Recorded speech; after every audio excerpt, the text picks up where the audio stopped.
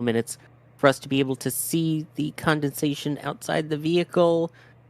Max, Alex, either of you seeing anything right now? I almost want to say I do, but that could also just very well be the atmospheric distortion messing with our eyes, where that's, I maybe? Or maybe that's just so the white line you were seeing there at the very bottom of the LOX tank is where SpaceX wiped away some of the soot to inspect one of the weld lines there. So that in combination with the current atmospheric distortion that we're seeing is kind of playing tricks. No, I see vapor there. I definitely see vapor. You guys see that? At the top of that Yep. white line, yeah. Okay. They are doing it. They're going for it. Yep. All right. So they are going to try for the count. So at this point, obviously they've been committed to this T0 beforehand because this is the final one of the window. But now they are officially committed with tanking underway. So in terms of what we have next in the countdown, right now they'll begin loading the RP1, the rocket propellant 1, and the liquid oxygen, the LOX, into stage 1. Meanwhile, stage 2 will just start with the RP1 load. That will continue until the infamous or famous or notorious, whatever, 20-minute, 20-second vent when they will begin the LOX chill down. And of course, the liquid oxygen load in stage 2 should begin at T-minus 16 minutes or so to go until launch. And there is that timeline that you see there. So we are officially ticking off things on the timeline now, and hopefully taking off towards a launch just over 30 minutes from now. A reminder, as we continue, if you have questions, you could tag us at NSF or at NASA Spaceflight, and we'll answer some questions as we go. But I do need to address the super chats that have been coming in for the last 90 minutes here. Patrick saying, I appreciate all the work you all do here. Thank you. Thank you as well. Ace with the sticker and with the $5 super chat. There was a sticker somewhere earlier as well. Amy saying, okay, let's goal, because someone, Kevin, created a goal without telling me. All of a sudden I go to eat and I come back and I look and there's a goal for me to do something cool. Apparently I said I would do something cool. And yeah, so then Amy coming in saying, yes, we want to see Sawyer do something cool. Crispy, oh, here we go. Darth becoming a Capcom member. Capcom gets access to the NSF Discord, in addition to all the awesome member perks right here on YouTube. Crispy, I'm excited to see what cool things we are in for. Crispy also saying, if only more super chats increase launch chances. Here's another one from Crispy saying, by the way, NSF is awesome, but you already knew that. Crispy saying, better be prepping, Sawyer, smiley face. Crispy says, hello, KMR. And guess who this next super chat is from? You want to guess, Alex? I'm going to say Crispy. There you go. I'm blanking on this one, but goal reached. Thank you, Crispy, for all Crispy. of that. Yes, not Crispy, as in Chris Bergen, Crispy, and not someone with the last name P, just Crispy. So, thank you for that. All right, here you go, folks. Breaking news. You wanted something cool? This is something cool. I have not shown this off publicly in over a decade, so you can pause it and rewind it on X and YouTube and all of that, but here is my entire list of astronauts that I have met, / cosmonauts, as you see there in no particular order. It is even color-coded, yes.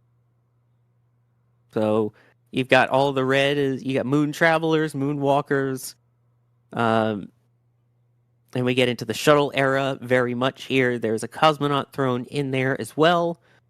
The two Gregs at the end of the program there. Mike Collins in green went to the moon but didn't land. Got some ESA astronauts in there. So Samantha Cristoforetti. And the blue is when we get into the commercial era. So these are people that have flown on commercial vehicles. So I'm not necessarily saying astronauts at that point. That is very much the people who have flown to space per commercial rules there. So there you go. You wanted something cool? How's that for something cool? Does that meet up to the expectations that were set? And there you go. And yes, folks, yes, the top two is Neil Armstrong and Buzz Aldrin. And further down the list, as mentioned, was Mike Collins, which is the entirety of the Apollo 11 crew. Yes. There you go. And again, you can pause and go back through everything and replay it on X and YouTube to check out the full list. There you go. Anyway, thank you everyone for getting us to reach that goal and making me break that out publicly again. Amy also coming in helping to reach that goal, saying bullseye twice. Crispy, a name that I don't know if we've seen much tonight, coming in with 20 gifted red team memberships, 2 separate 10 gifts here, as we take a look at a static fire going on of a stage 2 at McGregor right now. So yeah, this is, I believe, a Falcon second stage ongoing right now live at McGregor. And you can watch these tests live on McGregor Live 24/7 here at NSF. Hopefully we see one of those in flight soon. Minutes from now. I sure hope so. And does this have a nozzle on it then, Alex, or is this the extra stubby? This doesn't have any nozzle extension. I mean, it has the MVAC nozzle. It's like a very, very short nozzle. Regeneratively cooled nozzle, but yeah, the Navium extension nozzle, it is not installed until the second stage is at the launch site. So yeah, and this is a test site at McGregor, SpaceX's own development and test facility in Texas. Yeah, so it is. That's what I meant by extra stubby, in that it's I know. It's a test version, which is really small. I had to explain to the viewers. Oh, I know you did.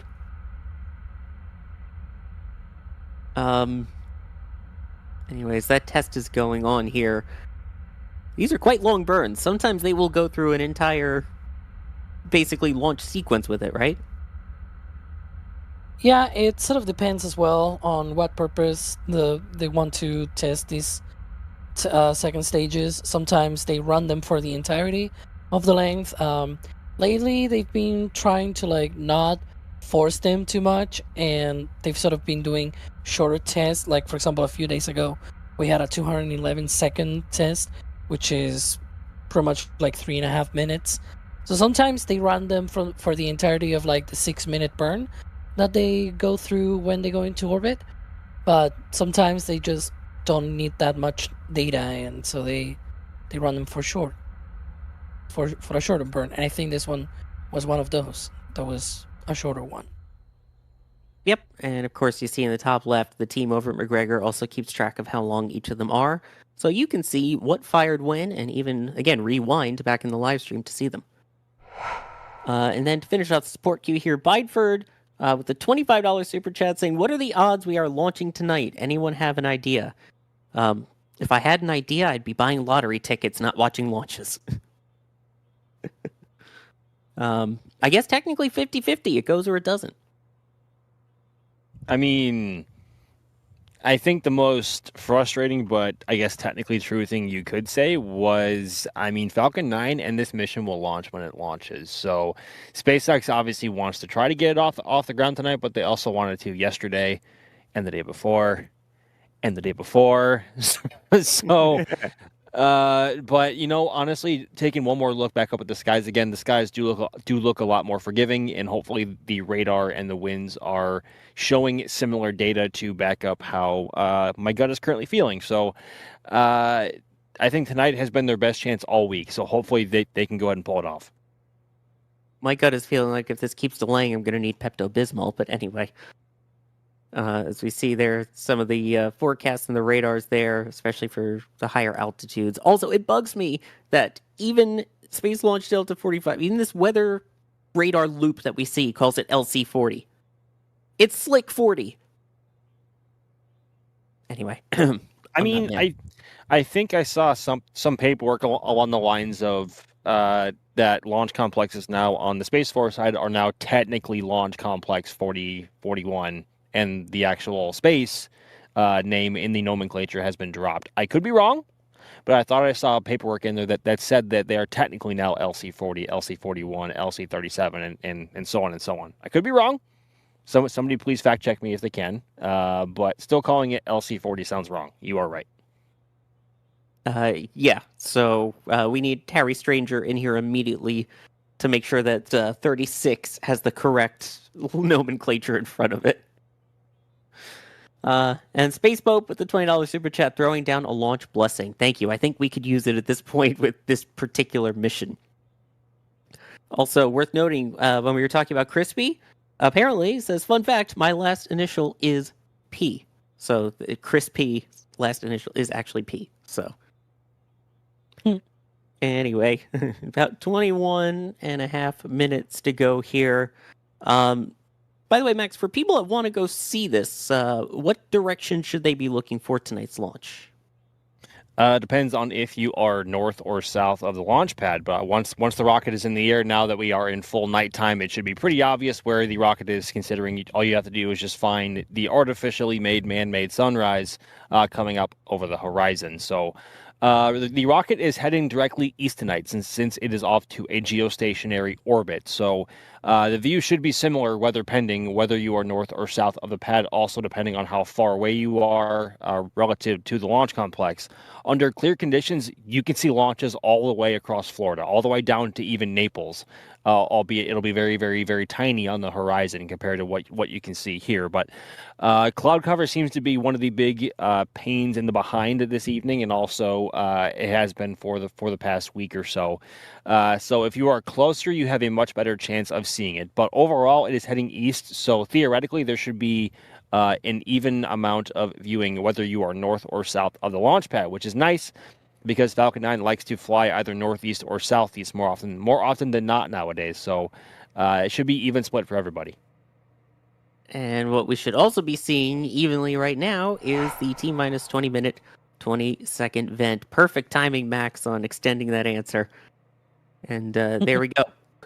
We can see it, which means LOX chill down is underway. So that means that RP1, Rocket Propellant 1 kerosene load is complete on the upper stage, and now they are chilling down all of the lines to anticipate the super-cooled liquid oxygen that will be loading into it next. This process takes about 4 minutes, and as a result, you'll see it getting super frosty and venty, which is why we call it the best vent, even though it's technically a chill down, and it's kind of just the residual of things getting cold in Florida's hot environment.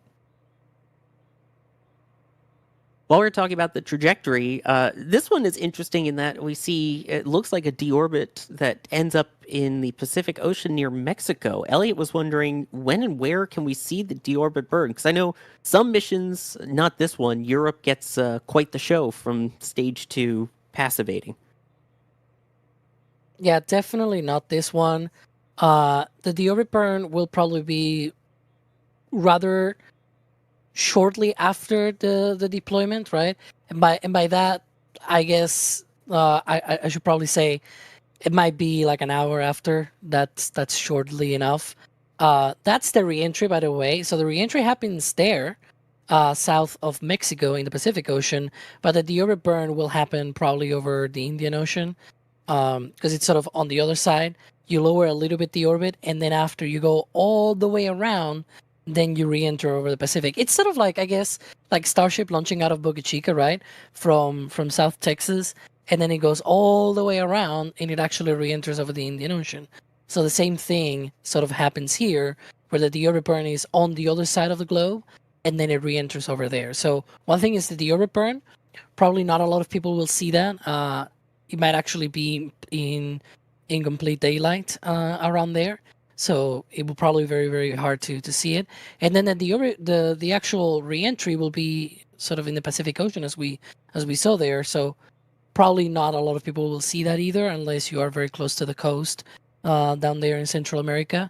So that's my complete guess. But yeah, when probably around an hour, maybe less after deployment. But it's probably going to be, again, over Central Indian Ocean, eastern coast of Africa or things like that. And it's probably going to be full daylight in that area. So probably not a chance to see it. Yeah, it's a bit of a shame with that. It's got to be the right orbit, the right time, the right conditions to get Yeah. the crazy spiral pinwheel look over Europe or wherever you're viewing from tonight. Let's see. Here was one that I was trying to ask earlier. Slick 40 was asking, SpaceX has been yeeting Falcon 9 rockets from Slick 40 for a while now. Max, do they plan to refit it for Starship? Not Slick 40, no. That will remain a Falcon 9 launch pad for the foreseeable future, as it is currently the busiest launch complex in the world, and not to mention the busiest in SpaceX's arsenal in terms of being able to launch Falcon between the three pads they have here, or not here, I guess here in the U.S. technically, but they have two here in Florida and one at Vandenberg Space Force Base in California on the West Coast. So Slick 40 will stay with Falcon 9. The launch complex that will be split between the two for a period of time is going to be LC-39A, because obviously you have the big black fixed service structure there that has been supporting Falcon 9 crew launches for about 5 years now and has been there since the very early days of the space shuttle program in the early 1980s or late 70s when that pad was constructed. And obviously you have that gargantuan Starship launch tower right next to it. So that is the only launch complex currently set to be splitting the duties between both rockets. And then if you want to go farther south towards Slick 37, that is going to be a bespoke pad for Starship with multiple launch complexes and catch complexes as well. So at the moment, I guess TLDR, coming back to Slick 40, that will stay for Falcon 9 for the foreseeable future. Yeah, it very much seems like if they want to do more Starship, then they have other options. Of course, we know 37, we know 39. Potentially, they had looked into something over at 49. So that's always an option in the future. And we'll see what they end up doing.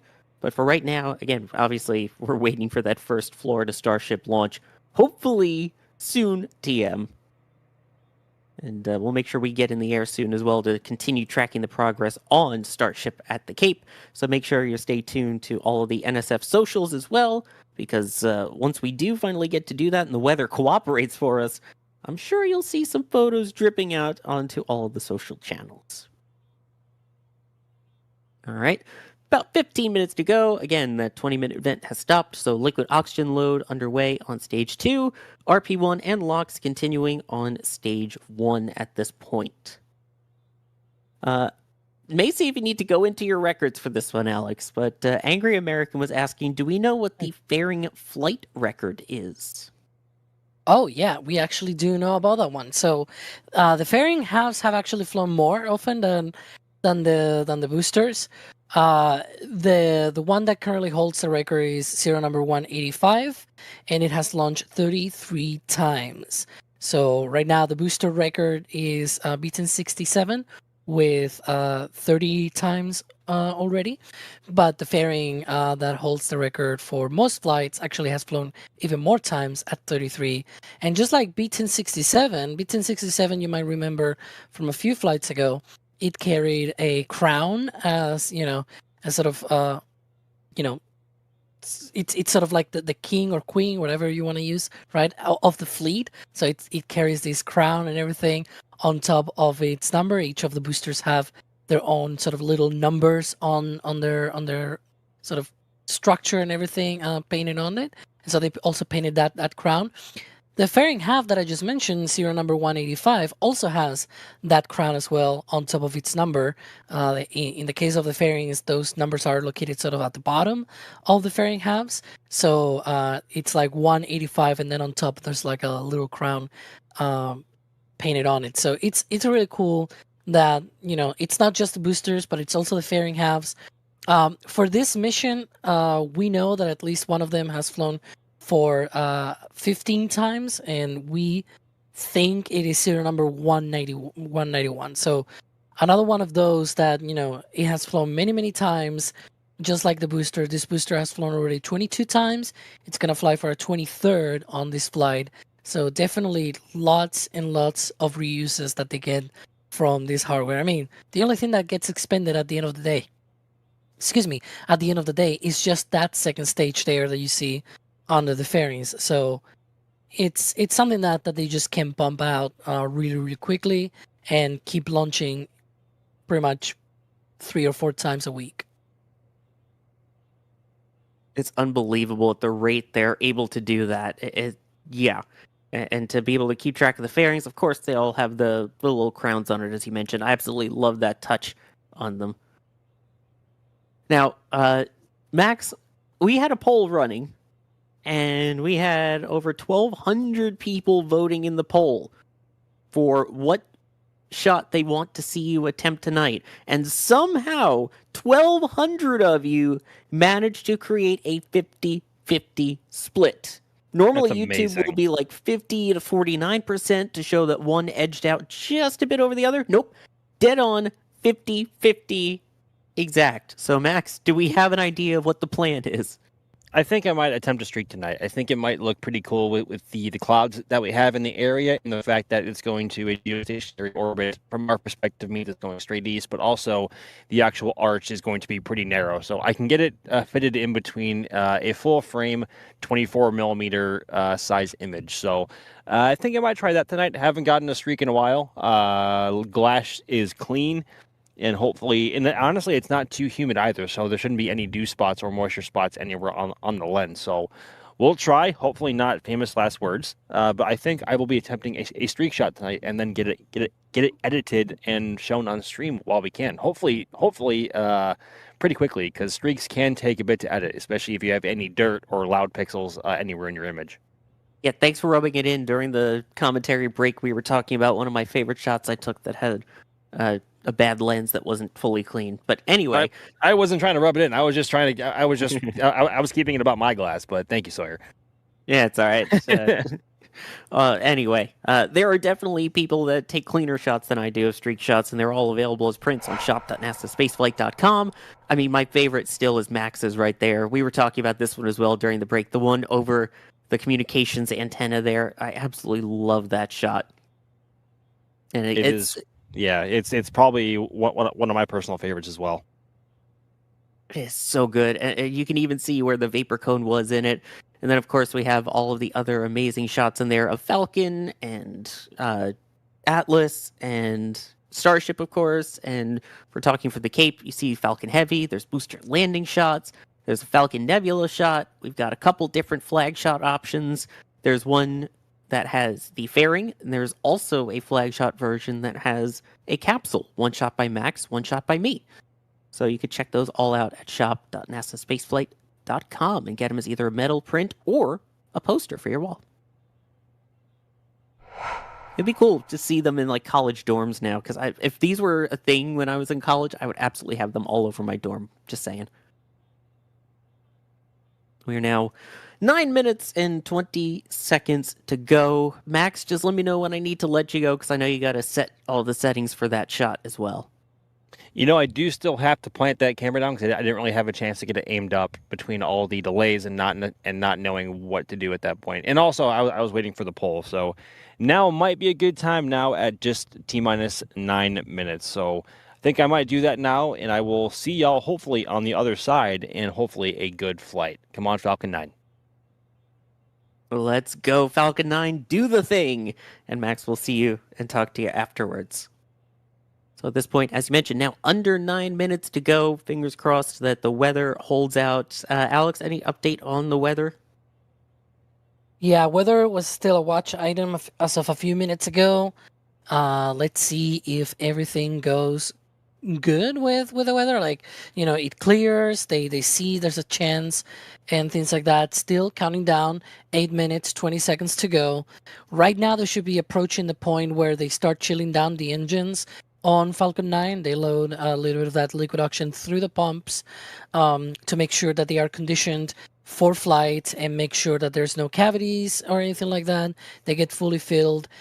Speaking of fully filled, there will also be wrapping up load of the kerosene tank on the first stage as well. So that'll be another one of those things that they will be ticking off as we proceed here in the countdown. But yeah, so far still counting down. Still going for this. Let's see what they do. Maybe we'll get to the same sort of outcome that we were the other day, where they go to 1 minute and then, you know, they call it a day. But we'll see. We'll see. Yep. Earlier, we were talking about Kiko, who's one of the people that works on launches at SpaceX, with the tweet saying SpaceX yells at clouds as they were hoping for the clouds to clear. So that was one of the things they were watching as part of the weather throughout the day. It has not been a lightning issue, at least this time, or lightning watches or warning as we've seen the last couple of attempts. We have seen steady state wind warnings throughout the area, but we'll see if they're able to get Falcon 9 finally off the ground tonight. As you just pointed out, Alex, that engine chill now underway. This is getting exciting finally. And again, for those people just joining in as we reach the end here, I know time for this one again. Alex, can you give a brief summary of what the payload actually is tonight?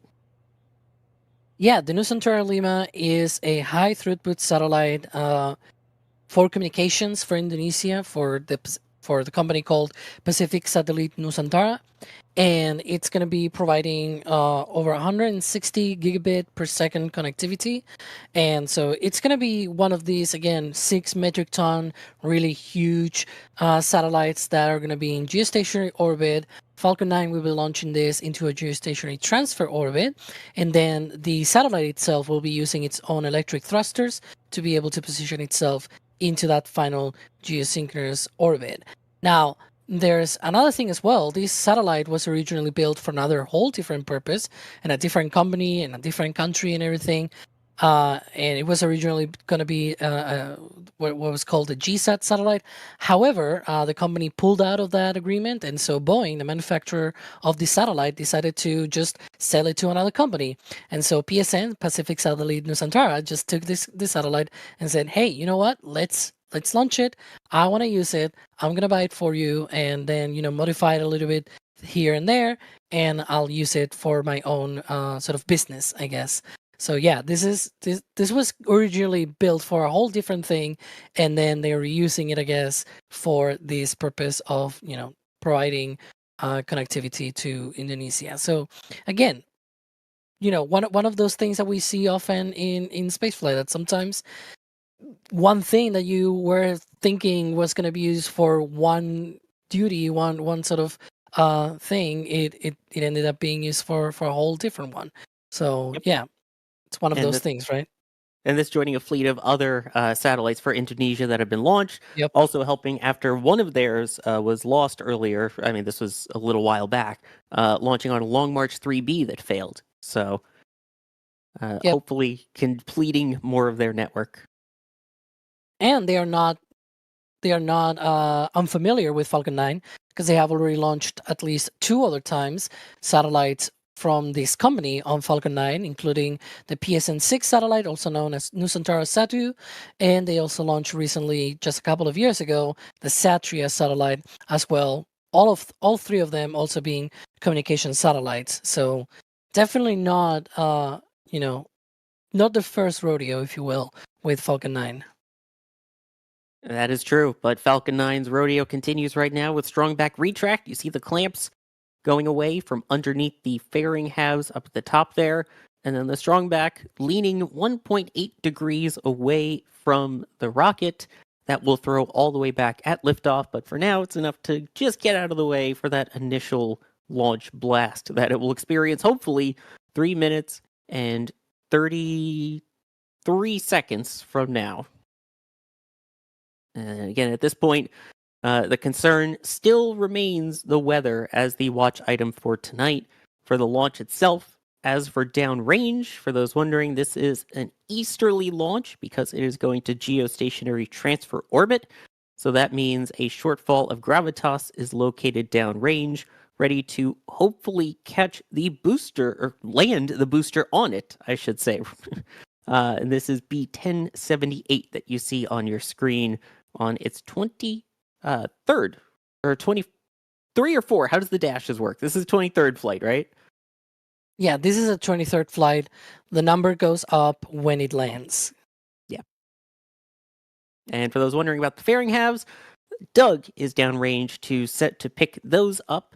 As Alex was mentioning earlier, the only part of this vehicle that is thrown away is the second stage. And at this point, stage 1 LOX load is complete. So we are getting close to finishing.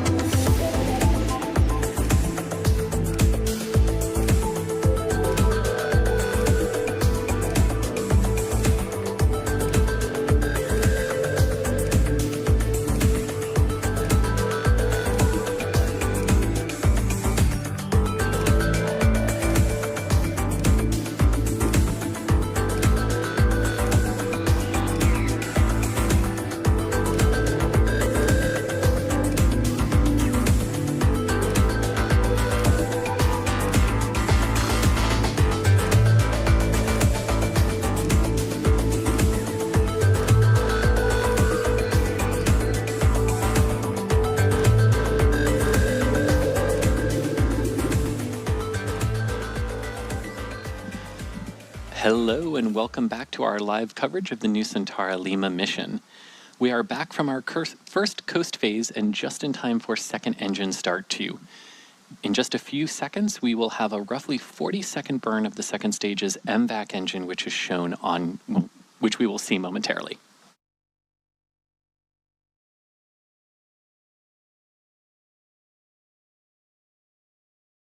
MVAC startup.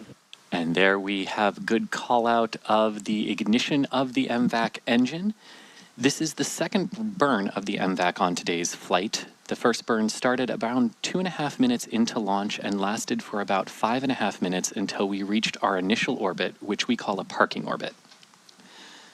The burn taking place right now will place the Nusantara Lima satellite into its needed geosynchronous transfer orbit for payload deploy.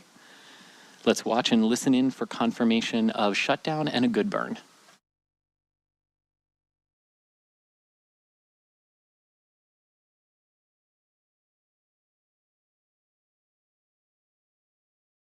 MVAC shutdown.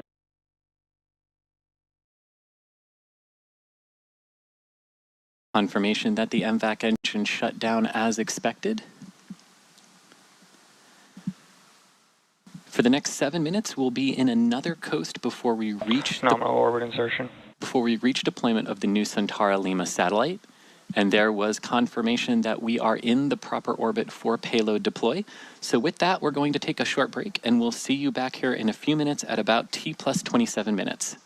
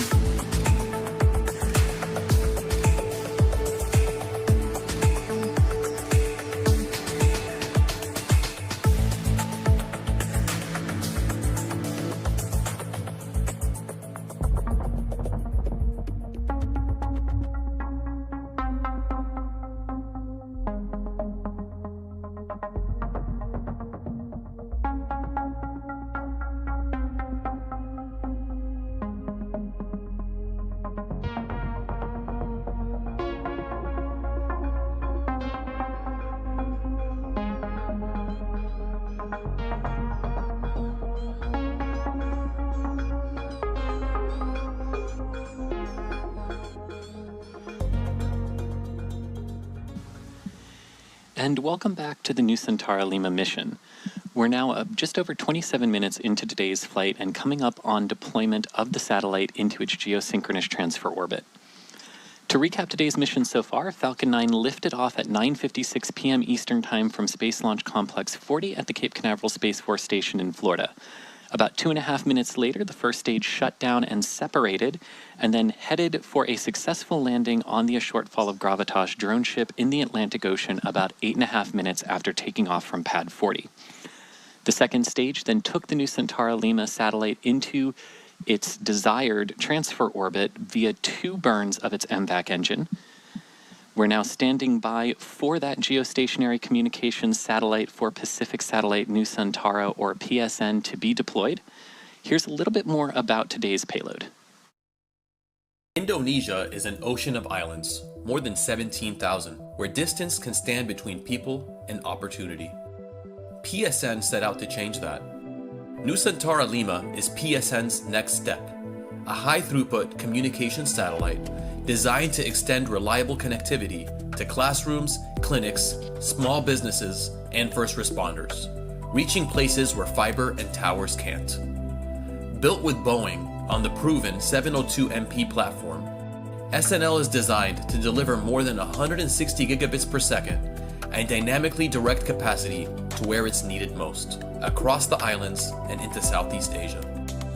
From geostationary orbit, SNL will complement Indonesia's fiber and mobile networks and help keep communities connected when it matters most. This is partnership in action. PSN's vision for nationwide access, enabled by technology that's built for reliability and impact.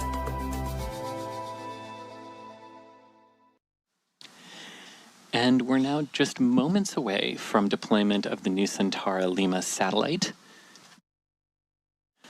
Right now, Stage 2 and the satellite are over southern Africa after lifting off from Space Launch Complex 40 at the Cape Canaveral Space Force Station in Florida.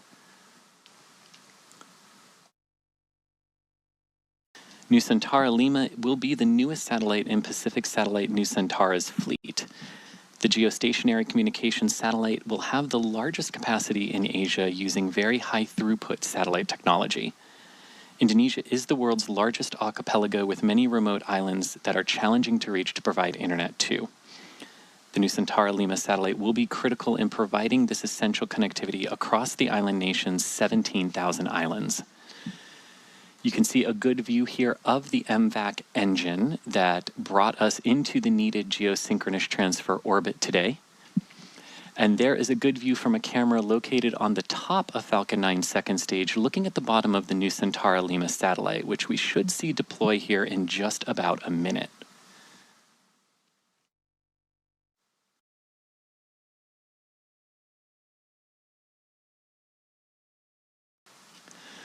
For the launch portion of today's mission, the Falcon 9 booster that performed the first part of the ascent was supporting its 23rd flight, while the two payload fairing halves were supporting their 16th and 11th missions respectively today. Those payload fairings will be picked up out of the Atlantic Ocean by our recovery ship Doug, and the booster, which landed on a shortfall of gravitas, will be brought back to Port Canaveral for refurbishment for a later mission, as will the payload fairings.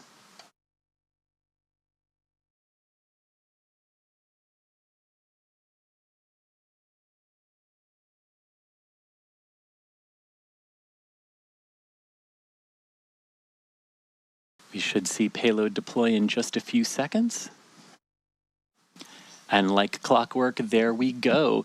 Nusantara Lima is flying free in its geosynchronous transfer orbit after being launched successfully by Falcon 9 today.